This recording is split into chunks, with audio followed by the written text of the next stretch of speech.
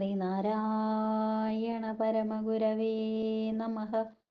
ഓം ശ്രീ ശാരദാംബികായൈ നമഃ.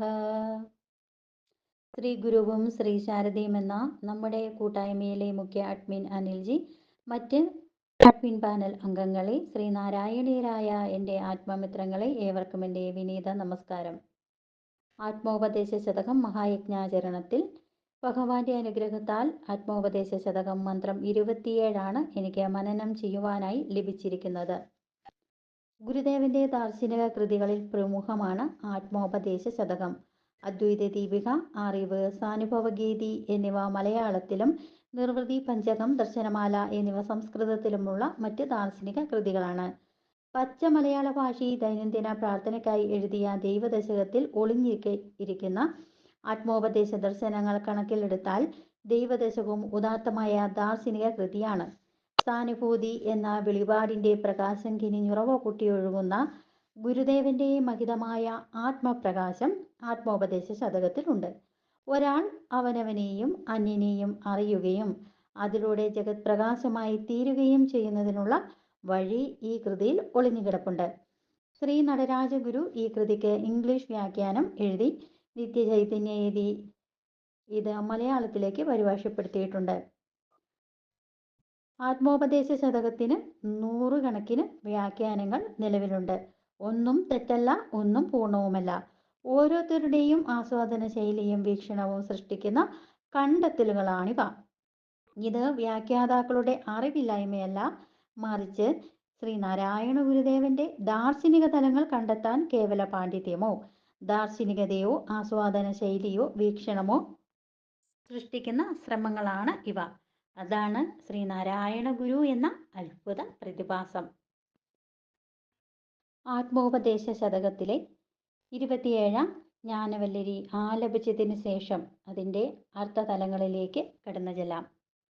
ഓം ഇരുളിലിരുന്ന് അറിയുന്നതാകും ആത്മാ, അറിവതുതാൻ അദനാമരൂപമായും കരണമുടിന്ദ്രിയ കർത്തൃകർമ്മമായും വരുവത് കാൺക മഹേന്ദ്രജാലമെല്ലാം. നമുക്ക് ആദ്യം പദം പിരിച്ച് അതിൻ്റെ അർത്ഥങ്ങൾ നോക്കാം. ഇരുളിലിരുന്ന്, ഇരുണ്ട അവസ്ഥയിൽ ഇരുന്ന് അറിയുന്നതാകും ആത്മാ, അറിഞ്ഞുകൊണ്ടിരിക്കുന്നതാണ് ആത്മാവ്. അറിവ് അതുതാൻ, അത് അറിവ് തന്നെയാണ്. പിന്നീട് ആ അറിവ് തന്നെയാണ് നാമരൂപമായും, നാമമായും രൂപമായും, കരണമുട് അന്ധക്കരണം മുതൽ ഇന്ദ്രിയ കർത്തൃകർമ്മമായും, ഇന്ദ്രിയങ്ങൾ കർത്താവ് കർമ്മം വരെ വരുവത് പ്രതീതമാകുന്നത് കാണുക, നോക്കൂ. എല്ലാം മഹേന്ദ്രജാലം, എല്ലാം മഹത്തായ ഇന്ദ്രജാലം തന്നെ. ജാഗ്രത്, സ്വപ്നം, സുഷുപ്തി ഈ 3 അവസ്ഥകളിലും വെളിച്ചം, ഇരുട്ട്, നിഴൽ എന്നീ കാലാവസ്ഥയിലും ആത്മാവ് സകലതും അറിയുന്നുണ്ടല്ലോ. ഇരുളിലിരുന്നറിയുന്നതിന് ശക്തിയുള്ളതാണ് ആത്മാവ്. ആ അറിവാകട്ടെ ഞാൻ എന്ന ബോധം നാമരൂപമായും കരണങ്ങളായും ഇന്ദ്രിയങ്ങളായും കർത്താവായും കർമ്മമായും പ്രകടമാകുന്നു. ഇതെല്ലാം എന്തൊരു മഹേന്ദ്ര ജാലമാണ്! അവയവങ്ങളിൽ ഇരുളിൽ നേരാവണ്ണം പ്രവർത്തിക്കുന്നില്ല. അവയവങ്ങളെല്ലാം തന്നെ ഇരുളിൽ നേരാവണ്ണം പ്രവർത്തിക്കുന്നില്ല. അത് സുഷുപ്തിയിൽ പ്രവർത്തിക്കുന്നില്ല. എന്നാൽ ആത്മാവാകട്ടെ ഇരുളിലും ഉറക്കത്തിലും സകലതും അറിയുന്നു. ഈ അറിവാകട്ടെ ഉണർന്നിരിക്കുമ്പോൾ വെളിച്ചത്തിൽ പല ഭൗതികങ്ങള മാറ്റമായി, പല പേരിൽ, പല പ്രവൃത്തികളിൽ, പല അധികാരത്തിൽ, പല രൂപത്തിൽ, പല ഊർജ സ്രോതസ്സുകളിൽ വർത്തിക്കുന്നത് കാണാം.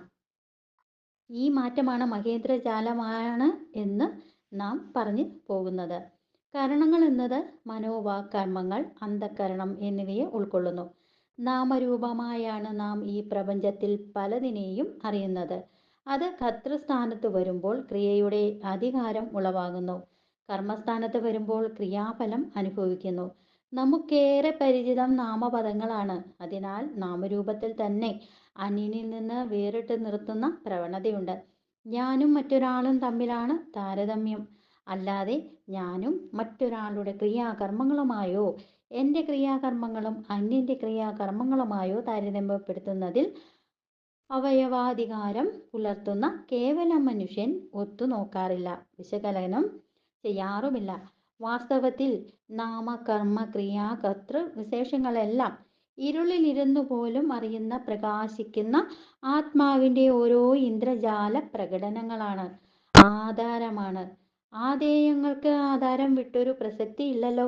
അപ്പോഴും സർവവും ആത്മമയം എന്ന ദർശനത്തിലാണ് എത്തേണ്ടത് താനും. ആത്മാവിനെ പൂർണ്ണമായും നിർവചിക്കാൻ കഴിയില്ല. എന്നിരുന്നാലും വചിക്കാവുന്നതിൻ്റെ പരമാവധിയാണ് ഗുരുദേവൻ പറഞ്ഞിരിക്കുന്നത്. ഇരുളിലിരുന്ന് അറിയുന്നതാകും ആത്മാ. സർവകരണങ്ങളും പ്രവർത്തനരഹിതമാകുമ്പോഴും ഞാനുണ്ട് എന്ന അനുഭവം സദാ പ്രകാശിച്ചുകൊണ്ടിരിക്കും.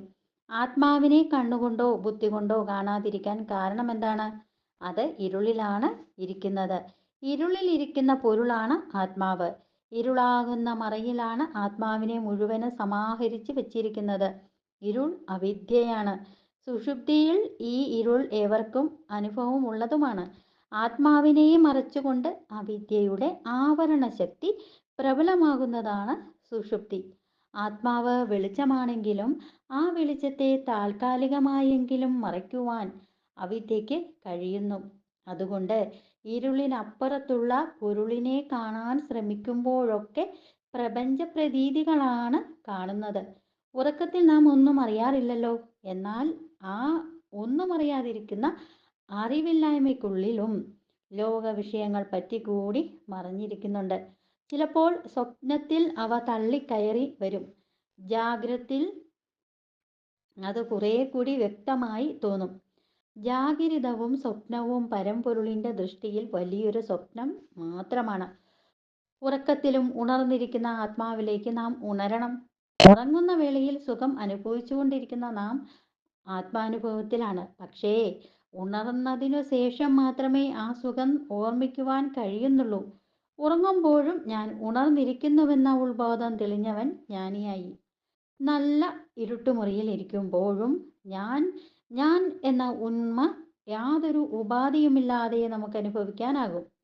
ആ ഏകമായ ആത്മാവാണ് പിന്നീട് നാമരൂപകമായ ഈ വിശ്വാസമായി നമ്മുടെ മുമ്പിൽ പ്രതിഭാസിക്കുന്നത്. ആ ആത്മാവ് തന്നെയാണ് അന്ധകരണങ്ങളായും ഇന്ദ്രിയങ്ങളായും കർത്താവായും കർമ്മമായും മാറി മറയുന്നത്. ആത്മാവിൽ തന്നെ ഇരിക്കുന്ന ഒരു പ്രത്യേക ശക്തിചാലനം കൊണ്ടാണ് ഇതെല്ലാം സംഭവിക്കുന്നതും. ഈ അത്ഭുതകരമായ ഇന്ദ്രജാലത്തെ ധ്യാനാത്മകമായി മാറി നിന്ന് നിരീക്ഷിക്കുക. വിശദീകരിക്കാനാവാത്ത അത്ഭുതമാണ് ജീവിതം. നമ്മുടെ കാഴ്ചകളുടെ യഥാർത്ഥത്തെ തിരഞ്ഞു നോക്കുമ്പോൾ അറിവിൻ്റെ മൂലയത്തിൽ ചെന്ന് എത്തുന്നു. അവിടെ ഭ്രമങ്ങളോ വിഭ്രാന്തികളോ അനുഭവപ്പെടുന്നില്ല. തികഞ്ഞ ശാന്തിയും സ്വച്ഛതയും മാത്രം. ഇരുളിൻ്റെ സ്പർശനമേൽക്കാത്ത തെളിമ അവിടെ നിറഞ്ഞു പെരുകുന്നു. ഈ ലോകത്തെ ഒരു മഹേന്ദ്രജാലത്തോട് നമുക്ക് ഉപമിക്കാം. ജാലവിദ്യക്കാരൻ ഇല്ലാത്തത് ഉള്ളതുപോലെ കാണിച്ച് കാണികളെ ആശ്ചര്യപ്പെടുത്തുന്നു. കാഴ്ചക്കാരൻ ആഹ്ലാദിക്കുകയും ഭയപ്പെടുകയും വഞ്ചിതനാവുകയും ദുഃഖിക്കുകയും പിന്നെയും ചിരിക്കുകയും വീണ്ടും ജാലവിദ്യക്കാരനാൽ മൂകിതനാകുവാൻ ആഗ്രഹിക്കുകയും ചെയ്യുന്നു. ജാലവിദ്യ കാണുമ്പോൾ കൺമുൻപിൽ കണ്ടത് ഉള്ളതോ ഇല്ലാത്തതോ എന്ന് തീരുമാനിക്കാൻ കഴിയാത്ത മനസ്സ് കുഴങ്ങിപ്പോകുന്നു. ഇന്ദ്രിയങ്ങളെ ഭരിക്കുന്ന മനസ്സാണ് ഈ വിഭ്രാന്തികൾക്ക് കാരണമെന്ന് പറഞ്ഞു പോരുന്നു. മനസ്സ് ഇന്ദ്രിയങ്ങളുടെ രാജാവാകയാൽ മനസ്സിനെ മഹേന്ദ്രൻ എന്ന് വിളിക്കാം. മനസ്സിൽ പ്രതീതമാകുന്ന ലോകത്തെ അതുകൊണ്ട് മഹേന്ദ്രജാലമെന്ന് പറയുന്നത് അന്വർത്ഥം തന്നെ. നീ ഇന്നത് ചെയ്യണമെന്ന് പറയുന്ന ഇച്ഛാശക്തി എവിടെ നിന്നോ ബലവത്തായി വരുന്നു. അതിൻ്റെ പിന്നിൽ ഇത് ഇന്നത്, ഇതു ചെയ്താൽ നല്ലത്, ഇത് ചെയ്താൽ ചീത്ത, ഇവിടെ ഒന്നും ചെയ്യാനില്ല, ഇതെല്ലാം കണ്ട് മുന്നോട്ട് പോയാൽ മതി, ഇത് വിട്ടുകളയാം, ഇനി അടുത്ത കാര്യം നോക്കാം എന്നിങ്ങനെ എപ്പോഴും ഓരോന്നും മന്ത്രിച്ചു കൊണ്ടിരിക്കുന്ന നിശ്ചയാത്മസ്വരൂപമുള്ള ബുദ്ധിയുടെ തീരുമാനങ്ങൾ കാണുന്നു. ഈ തീരുമാനങ്ങളെ എല്ലാം സംഗതമാക്കുന്നത് വർത്തമാനത്തെ പൂർവികമായ അനുഭവങ്ങളോട് ബന്ധിപ്പിക്കപ്പെടുത്താനും തുലനം ചെയ്യുവാനും സഹായിക്കുന്ന ഒട്ടേറെ ഓർമ്മകളാണ്. ഈ മാനസിക പ്രക്രിയകൾ എല്ലാം എവിടെ ആരംഭിക്കുന്നു എന്ന് പരിശോധിക്കുമ്പോൾ എണ്ണമറ്റ ചോദ്യങ്ങൾ ചോദിച്ചുകൊണ്ടിരിക്കുന്ന മനസ്സിനെ നാം കാണുന്നു. മനസ്സിന്റെ മുഖ്യമായ പ്രശ്നം ഇന്ദ്രിയഗോചരമായ വസ്തുക്കളുടെ പേരും സ്വരൂപവും കഴിയുന്നത്ര വിശദമായി നിരൂപണം ചെയ്യുക. മനസ്സിലേക്ക് ഒന്നൊന്നായി ഒഴുകി വന്നുകൊണ്ടിരിക്കുന്ന ഓർമ്മകളുടെയും ആശയങ്ങളുടെയും കൽപ്പനകളുടെയും സാങ്കത്യം നിരൂപിക്കുവാൻ പോരുന്ന വിചാരധാരയെ രചിക്കുക.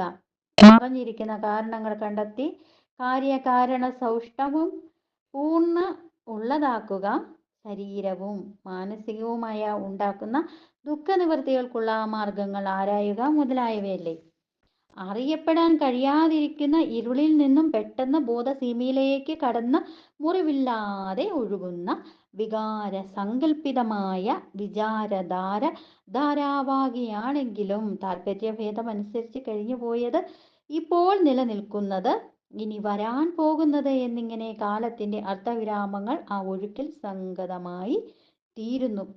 അറിയുന്നതിനെ എല്ലാം ആകാരപ്രകാരാദികൾ അനുസരിച്ച് പിണ്ഡങ്ങളുടെ വ്യാസം, ദൈർഘ്യം, സ്ഥിതി, ചലനം മുതലായവ കണക്കിലെടുത്ത് മുമ്പ്, പിമ്പ്, മുകളിൽ, താഴെ എന്നിങ്ങനെ വെവ്വേറെ അവസ്ഥിതിയുള്ളതാക്കി മനസ്സിലാക്കുമ്പോൾ ദേശവും ദിക്കും അറിവിന്റെ അനിവാര്യമായ ഉപാധികളായി തീരുകയാണ്. ഇത്ര സങ്കീർണമായ അറിവ് എവിടെ നിന്ന് വരുന്നുവെന്ന് ചോദിച്ചാൽ അതിന് ഉത്തരമില്ല. അവിടെ ഒരു മറവ് കാണുന്നു, ഒരു ഇരുള്. എന്നാൽ ആ ഇരുളിൽ തന്നെയാണ് എല്ലാത്തിനെയും വെളിവാക്കുന്ന അറിവും മറഞ്ഞിരിക്കുന്നത് എന്ന് പറഞ്ഞാൽ അതും ഒരു വലിയ വിരോധാഭാസം തന്നെ. എന്നാൽ ഈ അറിവ് ആർക്കും അപരിചിതമല്ല. എത്ര ഭാഗ്യപ്രകാശമില്ലാതിരുന്നാലും ഞാനുണ്ട് എന്ന് നിശ്ചയിക്കാനുള്ള അറിവ് അവനവനിൽ തന്നെ ഇരിക്കുന്നു. ഇതുതന്നെയാണ് ആത്മാവെന്ന് പറയുന്നതും. ഇരുളിലിരുന്ന് സ്വയം അറിയുന്നതേതോ അത് തന്നെ ആത്മാവ് എന്ന് ഗുരുദേവൻ ആത്മാവിനെ ഇവിടെ വ്യക്തമായി നിർവചിച്ചിരിക്കുന്നു. ഈ ആത്മാവ് സ്വയം അറിയുകയും എല്ലാത്തിനെയും അറിയിച്ചു തരികയും ചെയ്യുന്നു. ആത്മോപദേശ ശതകം 27-ാം ശ്ലോകത്തിന്റെ അർത്ഥവിശകലനം ഇവിടെ പൂർണ്ണമാവുകയാണ്. എവർക്കും ഭഗവാന്റെയും ശാരദാമ്മയുടെയും അനുഗ്രഹ കടാക്ഷങ്ങൾ ലഭിക്കുമാറാകട്ടെ എന്ന് പ്രാർത്ഥിച്ചുകൊണ്ട് നിർത്തുന്നു. നന്ദി, നമസ്കാരം. ശ്രീനാരായണ ധർമ്മം വിജയിക്കട്ടെ.